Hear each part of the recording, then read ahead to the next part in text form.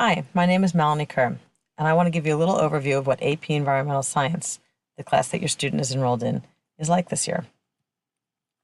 Our course is one of the most practical courses we offer. We'll talk about a lot of things from septic systems to heating systems for a house, and these are things that they're going to need going forward. We also cover basic topics like earth systems, water systems, populations, both human and animal, energy sources, renewable and non-renewable, pollution, waste, and of course, climate change. The focus of this class is a test, and it's the AP test, which is given on Monday, May 11th at noon, and it's given here at Voorhees High School.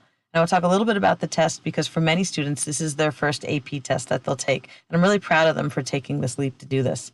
The cost is $94, and you'll sign up and pay online. The info will be forthcoming, and it'll be in the month of October. The sign-up must be completed by the end of October.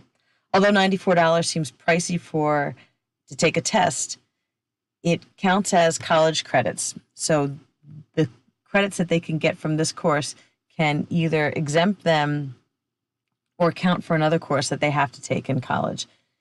When you start looking at the prices of what college courses cost, even at community college like RVCC, they're quite pricey. They're much more than $94. It's scored on a scale of 1 to 5, and 3, 4, and 5 are considered passing. I'm 100% confident that everyone in this class has the ability to pass this test. We are on track to do so. And I've told them that, so they know that they will be good to go. I do know it seems expensive, but that's something you can ask me if you have any further questions about that.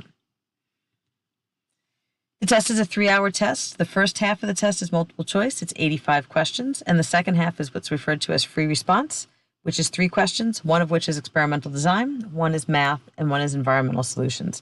We have a host of resources from the College Board that they've provided us with, both multiple choice questions and free response questions. And we've already done several experimental design activities, even though we're only a few days into school. So we're well on our way to prepare ourselves for this test.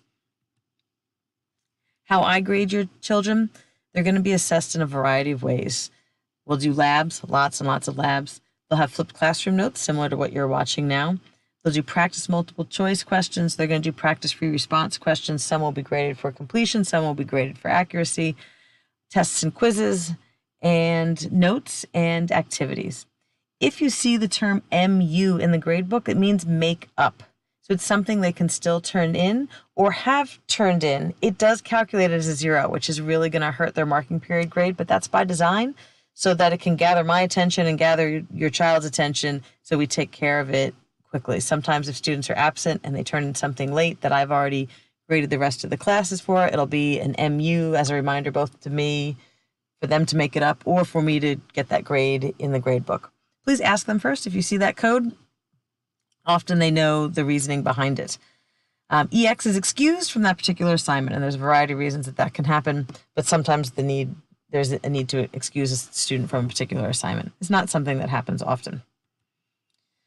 My goals for this class is I want them to love learning. I want them to not only love learning, I want them to love learning about the environment and about the earth and about the world that they live in. I don't expect to create a class of environmentalists, but I do expect to create a class of environmentally aware people to go into the future.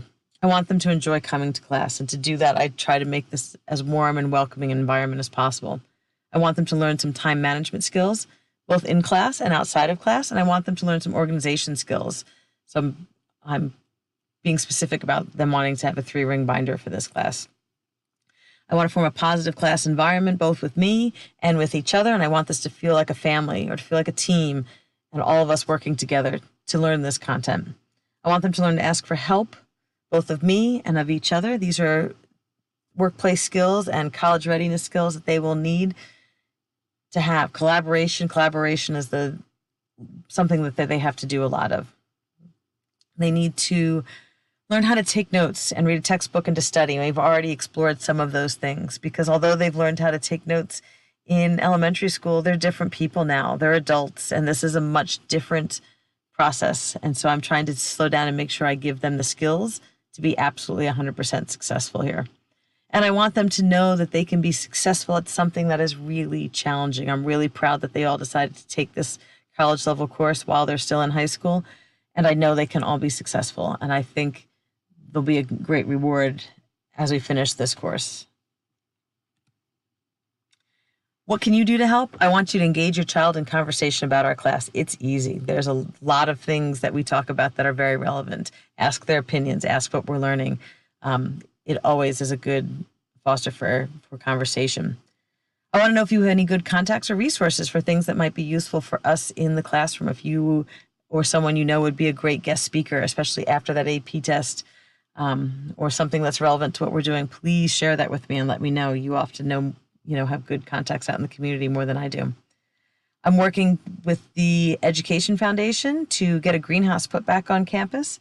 And we have about 20% of our funds raised, but we're looking to get some good corporate sponsors or matching donations. It's all 501c3 tax deductible. And so if you work at a company or have a connection or thought about that, please let me know about that.